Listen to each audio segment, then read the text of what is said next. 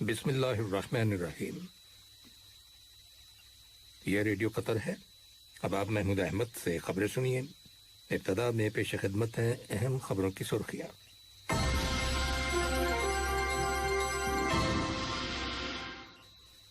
वजीर सनत व तिजारत ने कतर अलजज़ायर बिजनेस काउंसिल के इजलास से खिताब करते हुए दोनों मुल्कों के माबैन मजबूत ताल्लुकात की जरूरत पर जोर दिया है। वजारत सेहत ने कहा है कि मुल्क के अंदर कोरोना वायरस के मजीद 1500 मरीज सेहतयाब हो गए हैं, जिसके बाद शिफा पाने वाले अफराद की मजमूई तादाद अब 1,80,000 हो गई है। अफगानिस्तान में आलमी सतह पर बहाली अमन की कोशिशों के बावजूद तशद्दुद की कार्रवाइयां जारी हैं, जिनमें गुज़श्ता 24 घंटों के दौरान कम से कम 14 अफराद हलाक हो गए हैं। और इंडोनेशिया की बहरिया ने ऐलान किया है कि उसकी आबदोस्त जो लापता हो गई थी गर्काब हो गई है और उसमें सवार अमले के 53 अफराद हलाक हो चुके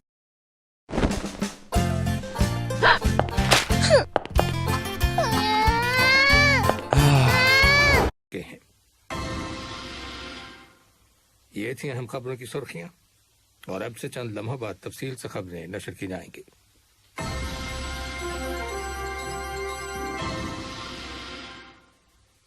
लीजिए अब आप तफसील से खबरें सुनिए। वजीर सनत व तिजारत अली बिन अहमद अल कुवारी ने कतर अलजज़ायर बिजनेस काउंसिल के पहले इजलास में शिरकत की है, जो वीडियो कम्युनिकेशन के जरिए मुनक़िद हुआ। उन्होंने कतर और बिरादर मुल्क जमहूरिया अलजज़ायर के दरमियान मजबूत ताल्लुकात की जरूरत पर जोर देते हुए कहा कि गुज़श्ता चंद वर्षों के दौरान दोनों ममालिक के माबैन इक़्तिसादियात और सरमायाकारी के शोबों में ताउन को फ़रोग़ हासिल हुआ है।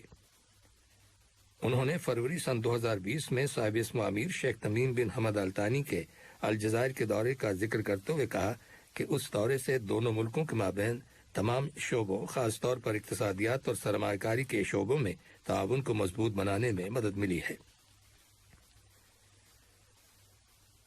वजीर बल्दिया और माहौलियात इंजीनियर अब्दुल्ला बिन अब्दुल अजीज बिन तुर्की अल सुबई ने कहा है कि कतर मौसमियाती तब्दीलियों के अवामिल का मुकाबला करने के लिए मुकम्मल सरकारी उसलूब पर अमल पैरा है और इन अवामिल के तमाम पहलुओं को पेश नज़र रखा जा रहा है। वो वीडियो कम्युनिकेशन के जरिए मौसमियात से मुतालिक सरबराह कॉन्फ्रेंस के मौके पर एक वर्चुअल इजलास से खिताब कर रहे थे। उन्होंने कहा कि कतर दुनिया को मजीद पायदार बनाने के लिए मुल्क के अंदर और बैरून मुल्क भरपूर कोशिशें जारी रखे हुए है। हमद मेडिकल कॉरपोरेशन HMC के पब्लिक हेल्थ डिपार्टमेंट में सेहत की हिफाजत और बीमारियों पर कंट्रोल करने के शोबे के डायरेक्टर डॉक्टर हमद अल रुमैही ने कहा है कि गुज़श्ता हफ्तों के दौरान आम लोगों की तरह बच्चों में भी कोरोना वायरस के इन्फेक्शन में इजाफा हुआ है। डॉक्टर अल रुमैही ने जो वबाई अमराज से निमटने के लिए कायम की गई कौमी कमेटी के शरीक चेयरमैन भी हैं, बच्चों में इन्फेक्शन की सबसे नुमायां वजह फैमिली विजिट्स बताई है। उन्होंने वालिदैन पर जोर देते हुए कहा है कि वह घरों से बाहर मास्क पहनने के लिए बच्चों की हौसला अफजाई करें। उन्होंने याद दिलाते हुए कहा है कि कतर में बच्चे अभी तक कोरोना वायरस की वैक्सीन लेने के अहल नहीं हैं। वजारत सेहत ने कहा है कि मुल्क के अंदर कोरोना वायरस के 718 नए केसेस रजिस्टर किए गए हैं, जबकि मजीद 1500 कोरोना वायरस के मरीज सेहतयाब हो गए हैं। नए केसेस में 553 का ताल्लुक लोकल कम्युनिटी से है, जबकि 165 का ताल्लुक उन अफराद से है जो हाल ही में बैरून मुल्क से दोहा वापस आए हैं। अब तक शिफा याब होने वाले अफराद की मजमूई तादाद 1,80,000 हो चुकी है। वजारत सेहत ने एक बार फिर कोरोना वायरस से बचाव के लिए एहतियाती तदाबीर पर सख्ती से अमल करने की अहमियत और जरूरत पर जोर दिया है। सामीन, दोहा और इसके नवाही इलाकों में इशा की अजान का वक्त हो गया है। आलमी सतह पर भारत के हॉस्पिटल्स में ऑक्सीजन की शॉर्टेज की वजह से कोरोना वायरस के मरीजों को इंतहाई मुश्किल का सामना है। कोरोना वायरस के केसेस की तादाद और अमवात में आज तीसरे रोज भी रिकॉर्ड इजाफा हुआ। आज हफ्ते के रोज 3,46,786 नए केसेस के साथ 3 दिनों में तकरीबन 10 लाख केसेस रिकॉर्ड हुए हैं। हुकूमत का कहना है कि वो ज्यादा मुतासरा इलाकों में सप्लाई से पहुंचाने के लिए ट्रेनों और हवाई जहाजों को इस्तेमाल कर रही है। आज भारत में कोरोना वायरस से 2,624 अमवात हुई, जबकि कल जुमे के दिन अमवात की तादाद 2,263 थी। پاکستان میں کرونا وائرس کے بڑھتے ہوئے کیسز کے پیش نظر احتیاطی تدابیر پر عمل درآمد کے لیے حکومت نے فوج کی مدد حاصل کرنے کا فیصلہ کیا ہے۔ ملک کے وزیر اعظم عمران خان کا کہنا ہے کہ فوج قانون نافذ کرنے والے اداروں کی کوششوں میں تعاون کرے گی۔ واضح ہے کہ عوام کی جانب سے لاپرواہی کا مظاہرہ کرنے اور احتیاط نہ کرنے کے نتیجے میں کرونا وائرس کے کیسز میں تیزی سے اضافہ ہو رہا ہے، اس لیے حکومت نے احتیاطی تدابیر پر سختی سے عمل درآمد کرانے کا فیصلہ کیا ہے، جس کے لیے پولیس فورس کو فوج کا تعاون حاصل ہوگا۔ ادھر ایران کی حکومت نے ملک کے اندر کرونا وائرس کے پھیلاؤ کو روکنے کے لیے بھارت سے مسافروں کی ایران میں آمد پر پابندی لگا دی ہے۔ آج روس میں کرونا وائرس کے 8,828 نئے کیسز رپورٹ ہوئے ہیں، جن میں سے 2,541 کا تعلق دارالحکومت ماسکو سے ہے۔ چنانچہ کرونا وائرس کے آغاز سے لے کر اب تک روس میں وائرس سے متاثر ہونے والوں کی تعداد 47,53,789 ہو گئی ہے۔ صحت کی عالمی تنظیم کے ڈائریکٹر جنرل ٹیڈرس ایڈہینم نے اپنے ایک حالیہ بیان میں کہا ہے کہ آنے والے مہینوں میں عالمی سطح پر کرونا وائرس کی وبا پر قابو پایا جا سکتا ہے، بشرطے کہ دنیا کے ممالک ضروری وسائل کی منصفانہ تقسیم کریں۔ یہ خبریں ریڈیو قطر سے نشر کی جا رہی ہیں۔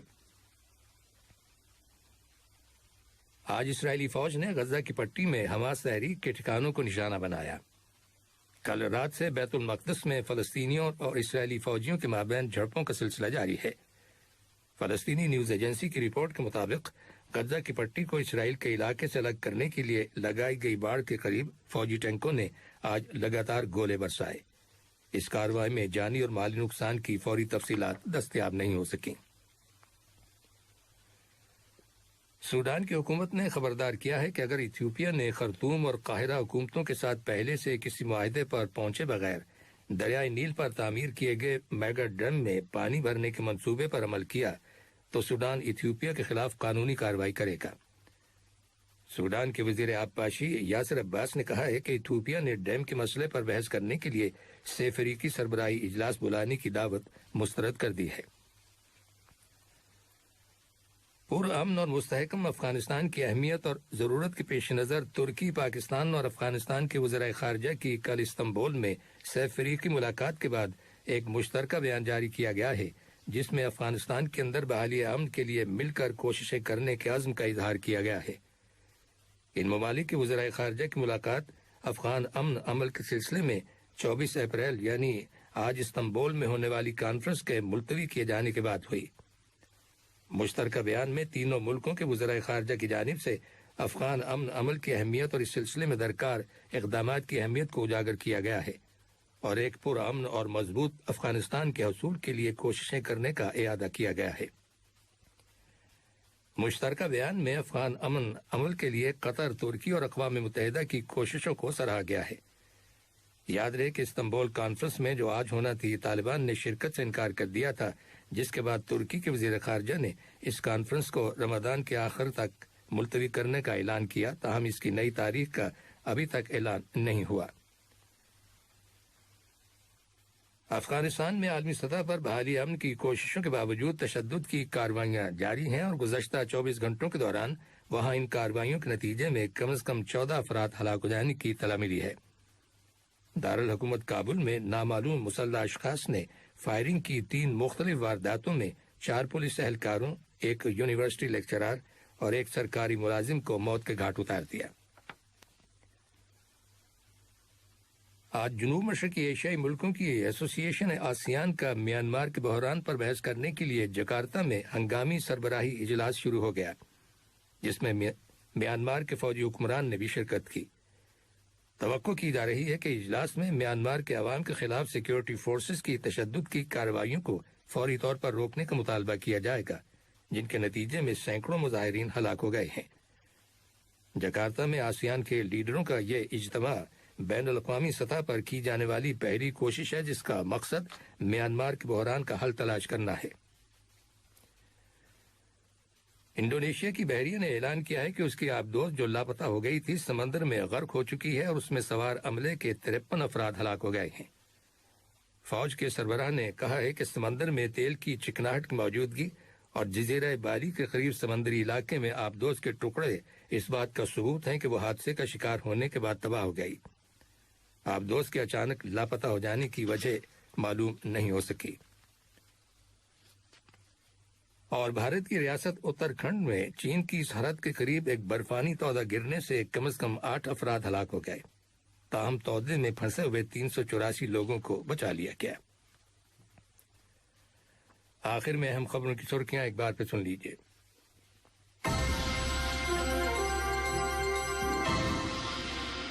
وزیر صنعت و تجارت نے قطر الجزائر بزنس کونسل کے اجلاس سے خطاب کرتے ہوئے دونوں ملکوں کے مابین مضبوط تعلقات کی ضرورت پر زور دیا ہے۔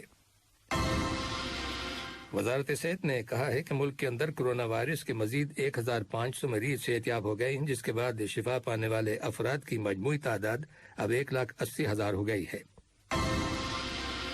افغانستان میں عالمی سطح پر بحالی امن کی کوششوں کے باوجود تشدد کی کارروائیاں جاری ہیں، جن میں گزشتہ 24 گھنٹوں کے دوران کم از کم 14 افراد ہلاک ہو گئے ہیں۔